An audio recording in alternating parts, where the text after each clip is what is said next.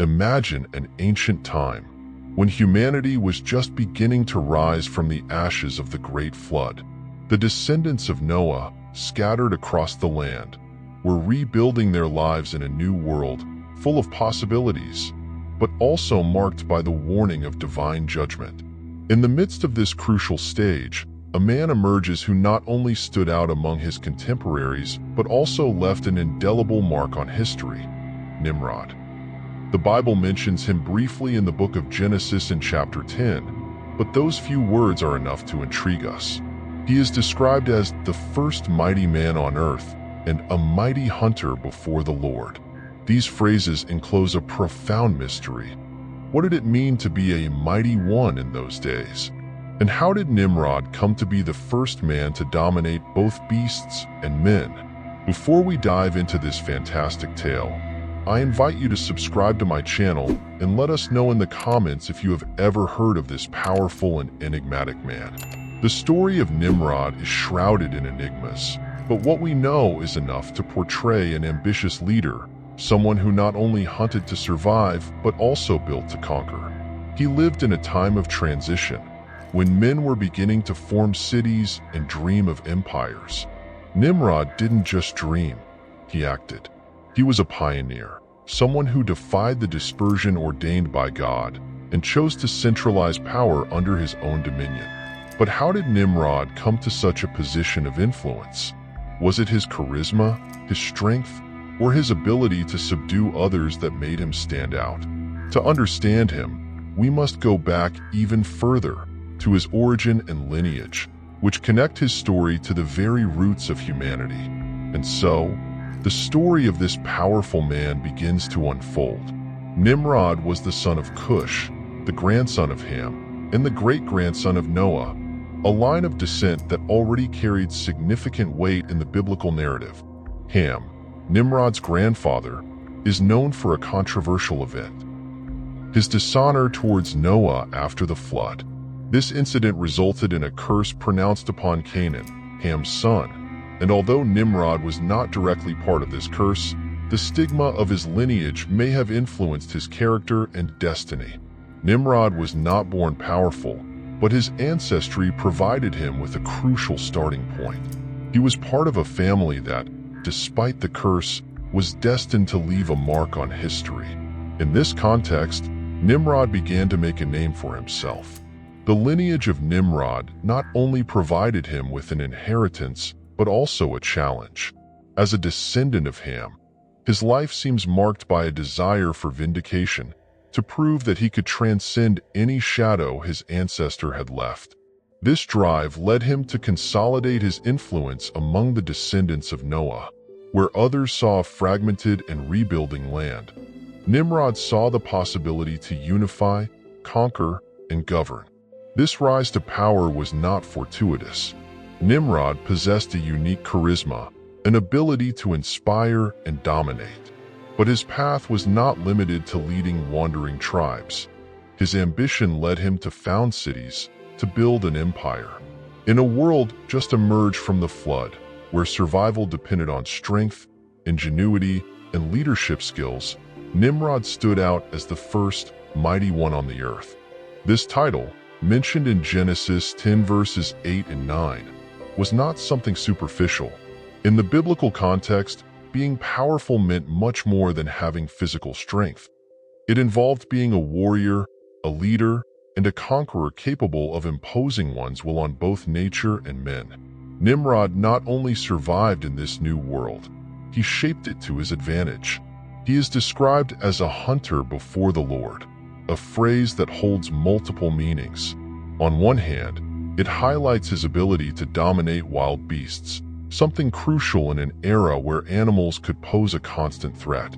Nimrod not only hunted to protect his people, but also to demonstrate his control over nature. But this title also has a symbolic nuance. Nimrod was a hunter of men, someone who knew how to subdue and lead.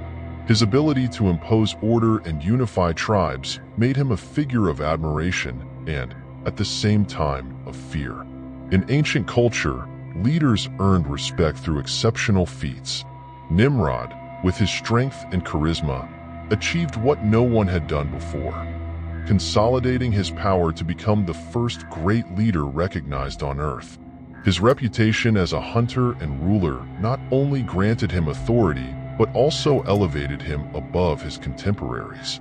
He was seen as a man destined to lead, someone whose power seemed backed by a higher force.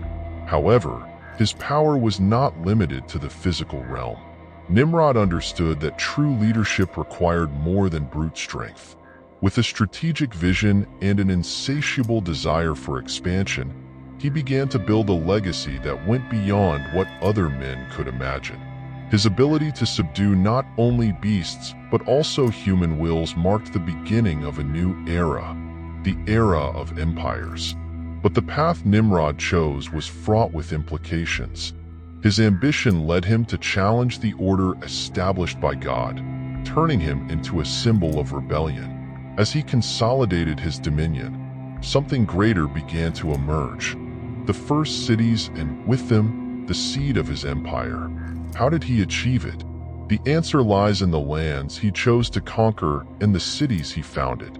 With consolidated power and an ambition that knew no bounds, Nimrod was not content with leading nomadic tribes or being just an outstanding hunter.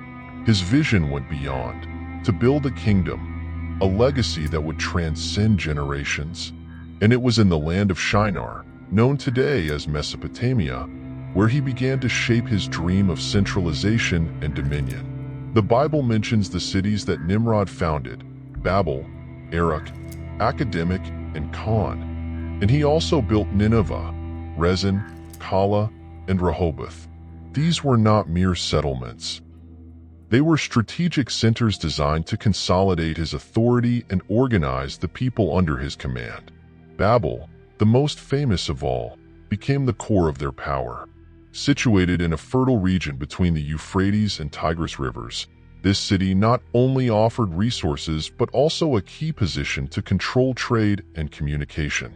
Erech, also known as Uruk, stood out as a cultural and religious center, while Akkad, further north, would give its name to the Akkadian civilization, one of the first in history.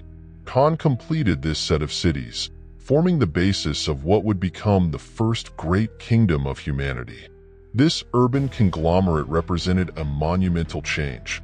For the first time, power was not dispersed among tribes, but concentrated in a single figure and a well-defined territory.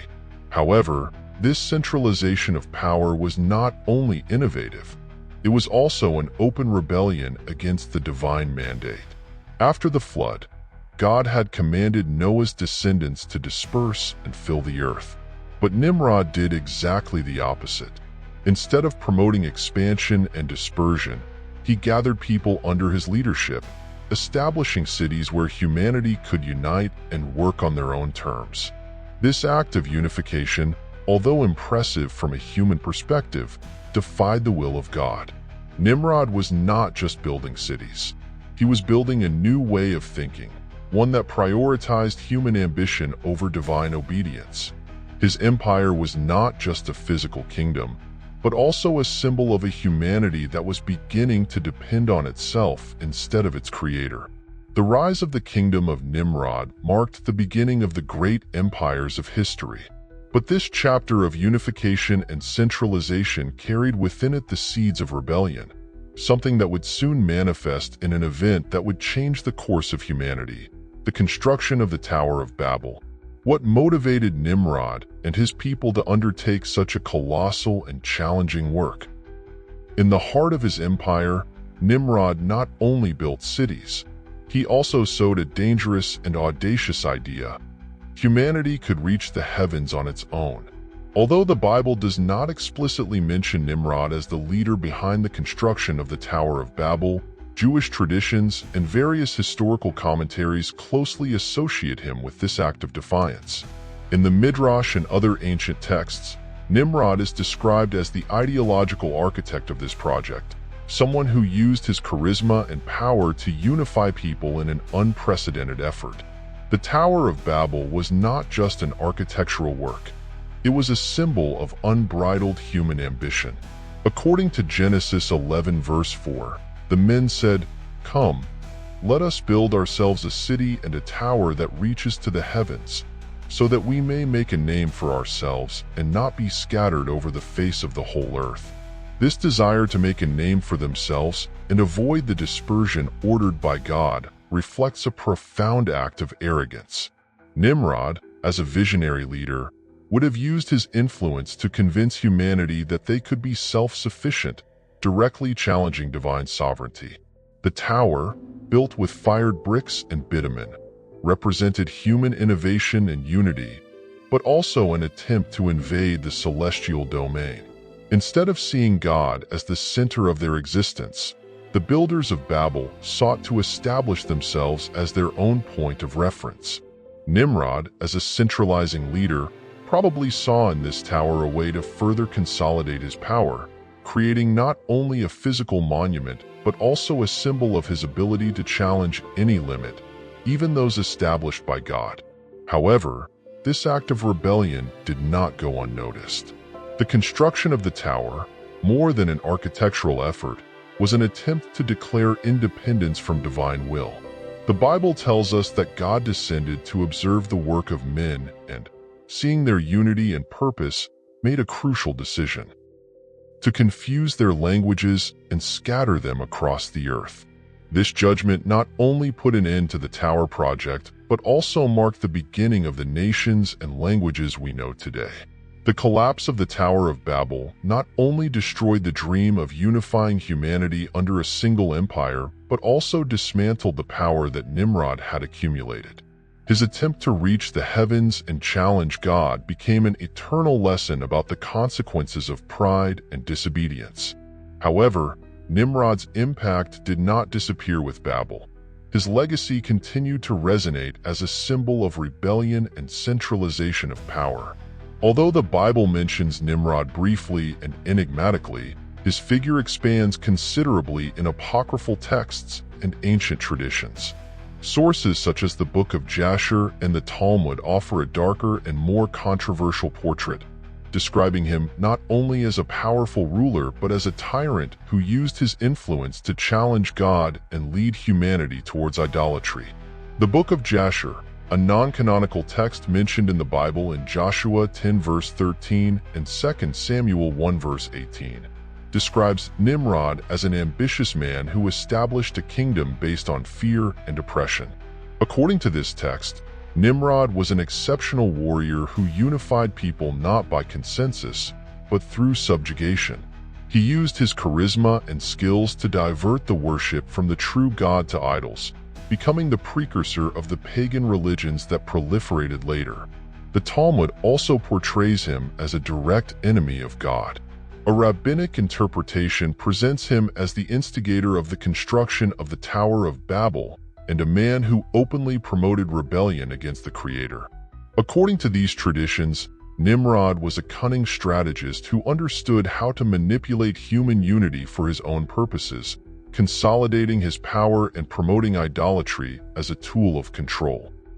Beyond Jewish texts, Nimrod also appears in Mesopotamian traditions, where he is associated with mythical figures like Gilgamesh and Marduk. Gilgamesh, the legendary king of Uruk, shares characteristics with Nimrod. Both are described as powerful hunters and city builders, figures who challenge divine limits.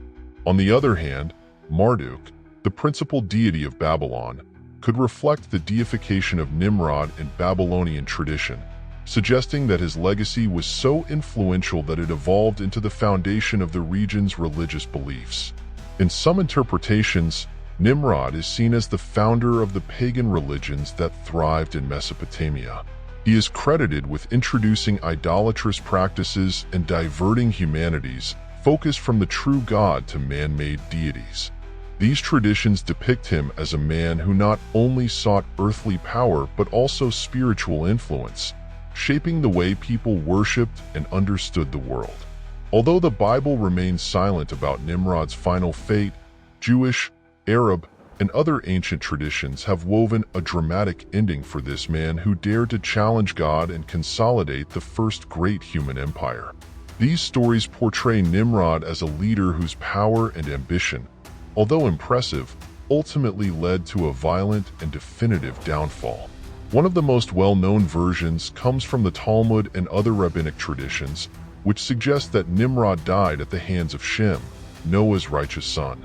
According to this narrative, Shem, outraged by Nimrod's idolatry and rebellion, would have acted as an instrument of divine justice. This narrative symbolizes the struggle between the lineage that remained faithful to God and the one that sought to challenge him. Another Jewish tradition recounts that Nimrod met his end at the hands of Esau, the grandson of Abraham and a formidable hunter, similar to Nimrod. In this version, Esau ambushes and kills Nimrod in an act of bravery and rivalry. According to the Book of Jasher, Esau desired to seize Nimrod's magical clothing, which was said to have been inherited from Adam and granted him his power as a hunter and leader. This confrontation marks the fall of Nimrod as an event full of symbolism, where another great hunter defeats him, putting an end to his legacy. On the other hand, Arab traditions also suggest that Nimrod died violently, but they present him as someone who directly suffered divine judgment. Some accounts say he was devoured by mosquitoes sent by God, a punishment that reflected his arrogance and fragility before divine power. In addition to these legends about his death, it is also said that Nimrod's kingdom collapsed after the Tower of Babel. When God confused the languages and scattered humanity, Nimrod's power crumbled along with his tower. Without the unity he had used to consolidate his empire, his leadership lost strength, and his cities began to fragment. The newly formed nations distanced themselves from his influence, marking the end of his dream of centralization and absolute control. The mystery surrounding his end has fueled centuries of speculation. Was he killed by a more powerful enemy? Did he fall victim to divine judgment? Or perhaps, did his legacy transcend in ways we cannot fully comprehend? What is undeniable is that Nimrod represents both the rise and fall of human ambition. His story, full of conquests, rebellion, and mysteries, reminds us that even the most powerful men are subject to the Creator's judgment. Thus, Nimrod disappears from historical and biblical accounts, but not from collective memory. His life and death remain a testament to the dangers of pride and rebellion, leaving an eternal echo in the pages of history and mythology. The life of Nimrod left an indelible mark on the narrative of humanity. His story not only represents the rise of the first great leader who unified people under a centralized kingdom, but also the beginning of a dangerous trend: the exaltation of human power in opposition to divine will. Nimrod, the first mighty one on the earth, symbolizes much more than a ruler. He embodies humanity's challenge to its creator, an act that would resonate throughout the history of future civilizations. For this reason, Nimrod becomes a symbol of rebellion and disobedience in the biblical tradition. His life reflects a humanity that begins to depend on its own strength, technology, and ambition, setting aside its dependence on God. This rebellion is emblematically manifested in the construction of the Tower of Babel, a project that not only sought to reach the heavens but also represented man's pride and desire for immortality. But the impact of Nimrod does not end in his time. His life and actions resonate as a repeated pattern in history: the rise of ambitious leaders, powerful kingdoms, and tyrannies that seek to consolidate control and challenge the boundaries set by God. From the empires of Babylon and Assyria to the great rulers of the modern world, the spirit of Nimrod seems to have perpetuated itself in those who seek the centralization of power at any cost. His legacy is a warning and a reminder. Nimrod shows us how human ambition can lead to great achievements, but also to destruction and judgment. His life becomes a mirror of humanity's internal struggles, the constant tension between the desire to control one's destiny and the need to submit to a higher power. Ultimately, Nimrod remains a key figure in the narrative of humanity, the archetype of the leader who chose power over obedience, leaving a mark that continues to be a subject of reflection and study to this day. What do you think of this fascinating treasure of the sacred? Let us know your opinion in the comments, subscribe to my channel, and don't forget to like so that others can learn from these extraordinary biblical narratives. God bless you.